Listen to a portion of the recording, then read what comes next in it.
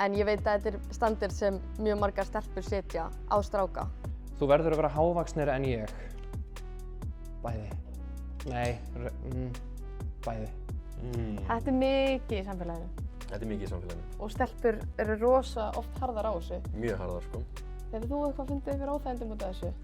Kannski einu sinni tvisvar. Ok. En mér finnst þetta alveg vera rautt, sko. Bara, já, þér finnst þetta bara vera? Já, svona, já. Já, þetta kannski hefur meira áhrif á þig en mig. Þetta er kannski bara rautt. Ok, við ætlum að taka rauð á þetta. Já. Það er mjög erfitt að þú verður hávaxnari en ég, þannig að rautt. Þú verður að vera hávaxnari en ég. Þú verður það bara ekki neitt.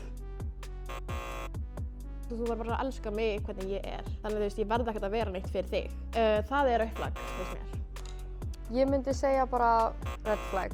Að segja að eitthvað gæi verður að vera rosalega hávaxinn eða eitthvað svoleiðis er bara eins og að segja bara að gælla verður að hafa einhvern ákveðinn líkama. Og margar stelpur fatta ekki en þetta er eitthvað sem þau geta ekki stjórna og það er svolítið red flag að þau eru að horfa á líkamsbyggðina þína í staðinn fyrir persónuleikann á manninum.